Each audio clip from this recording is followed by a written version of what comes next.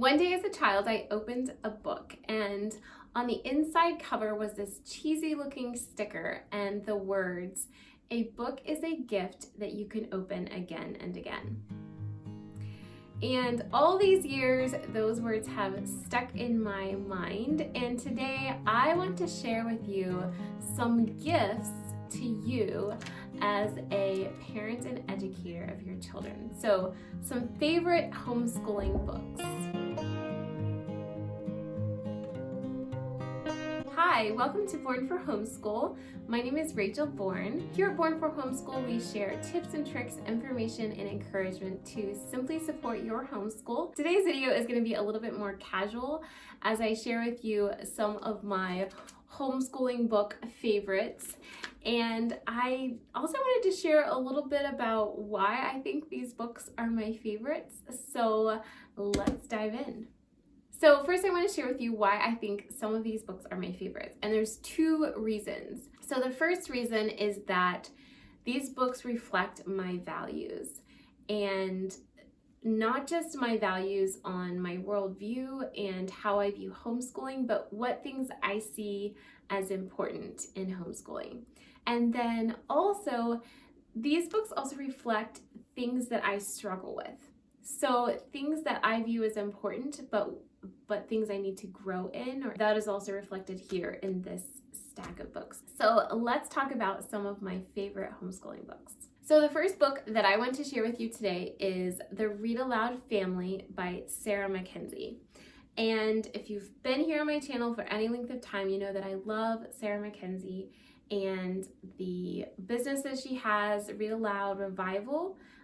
She has a website. I'll put a link in the description box below to all of these books and also to her website if you want to check it out.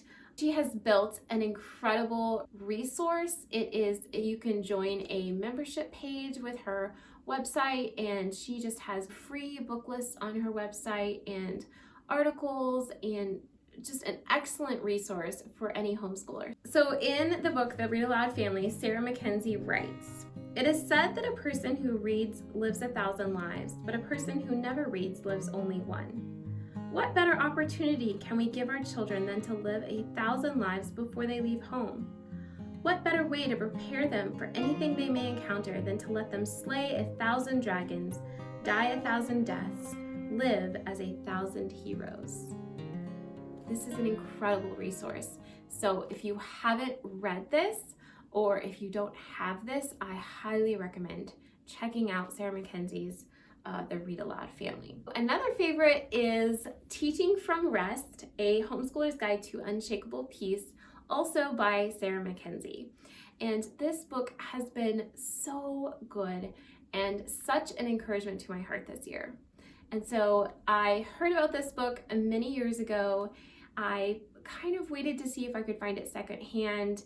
I never could, so I just purchased it new this year. It was definitely worth the money. I was so encouraged and blessed by this book. I highly recommend it. So in Teaching from Rest, Sarah Mackenzie writes, "That writing assignment on the plan today, do it well. That math lesson that your child struggles over, sit down next to him and do one problem at a time, slowly and carefully. Smile a lot. Lavish him with love, because whether or not he becomes an excellent writer or a proficient mathematician is not your business to worry over. Your business is that single assignment today and loving him through it."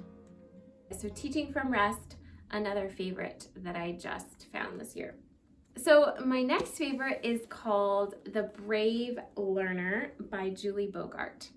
And Julie Bogart is a homeschooling mama she actually has her own website and company. She writes curriculum.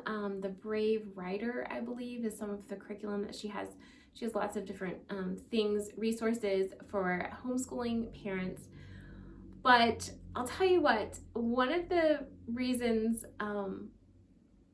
things that I struggle with as a homeschooler is interest-led learning and creating an environment of learning.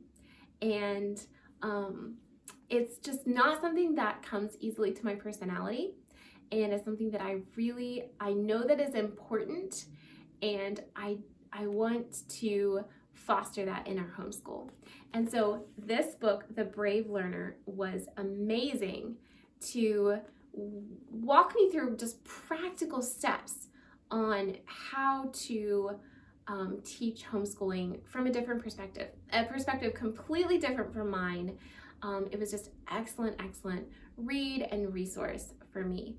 And I actually don't own this book. I have just gotten it from the library multiple times to read it and to be able to put into practice some of the things that Julie shares here in the book. So in The Brave Learner, something that Julie Bogart writes is to see differently. Reject traditional ideas of what bodies doing schoolwork should look like. Give yourself and your kids permission to experiment. For instance, when one girl wanted to pet the cat while she wrote in her notebook on the sofa, I got a call from her mother. The mother worried that her daughter's handwriting would suffer. I told her, "What have you got to lose? Give it a try." Later that day, I received a photo via email of a happy young lady bundled in a quilt, stroking the cat, writing. Her pleasure drove her to do the good work any parent would hope to see. She goes on to write, ask your children, what would help you concentrate right now? Then offer some body solutions. A glass of lemonade, sitting in the sunshine, wearing headphones to drown out the shouting toddlers, eating a snack, swapping out the hard wooden chair for a padded one, raising the chair or lowering the table for a better height, standing at the desk rather than sitting, lying on the floor with a clipboard. This book is so full of creativity and perspective and ideas and resources for you as an educator. So, The Brave Learner, check it out for sure. So next, I found this book, The Call of the Wild and Free, and it's definitely a new favorite. I read this last year for the first time, and again, it's something that speaks to the struggle that I have and something that I have to work hard at. It talks about interest-led learning and learning as a part of life, and oh my goodness, this book is so good. So in The Call of the Wild and Free, Reclaiming Wonder of Your Child's Education by Ainsley Arment, I'll tell you, it was really hard to choose just one thing to share. I'm actually going to share two things about from her book. But these things resonated so well in my heart, and I thought you might also like to hear this. She writes, and I crave peaceful environments. Cluttered surfaces, dirty bathrooms, and messy rooms stress me out. When my two older boys were in school, it was easier to keep the house clean, laundry folded, groceries stocked, and dinner prepped on a consistent basis. Some things don't get done or look the way I'd prefer, but homeschooling gives us the opportunity to involve our children in these daily household chores. It teaches them how to work and learn housekeeping skills, and it reminds them that we're all in this together. Homeschooling is a team effort. I love that. And then later on, she writes something that has really stuck with me since I first read it many months ago. She writes, I'm not eager for my kids to leave the house. This time with my children is such a short season. There will be plenty of time for pedicures, Pilates, and pinochle when they're grown up. And I don't see this as sacrificing my best years by devoting my time to them. These are my best years. I can't imagine anything more rewarding than shaping another human's life and building a legacy. Besides, I've found that with a little bit of creativity, there's still room for the important things, like quality time with my husband, doing meaningful work, feeding my soul, and pursuing my passions. Our families benefit greatly when we care for our own mental, spiritual, and physical well-being. But I'm not missing out on a preferable life. Right now, I'm savoring every moment I have with my kids. The greatest commodity we have in life is time, and I want to invest it in my kids, not just me. I love that. I love what she writes. I love what she says. You should totally read this book. It's wonderful. And then my next favorite that I want to share is Honey for a Child's Heart. And this was written by Gladys Hunt. This is actually the first homeschool book that I read as a homeschooling mother years ago. And I don't want to sound over dramatic, but this book definitely changed my life. It changed our homeschool. It helped me to form and change and plan and be intentional about what I wanted our homeschool to be.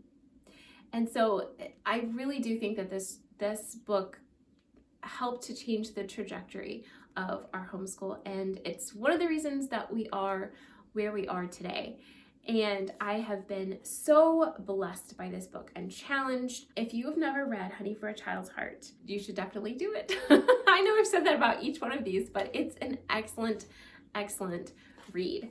This has just been a resource and a treasure that I highly recommend to any homeschooler. So the one thing that, as I was flipping through this book again to think about what I wanted to share with you guys today, something that kind of caught my attention was when they talk about, should we censor some books? And I just wanted to read a little bit of what Gladys writes. The word censor carries the connotation of supervising the morality of other people. This is a heavy task. I suggest we choose instead of censor. Censors usually get into trouble because they take their own standards and insist that others abide by them. While there are other things we want to censor for the good of society, and she gives an example, such things are usually clearly noted as destructive by society as a whole. Apart from clear guidance, we usually need a good sense of humility when we think of censoring someone else's choices. We also need wisdom to choose rightly for ourselves. Life is full of choosing one thing and rejecting another.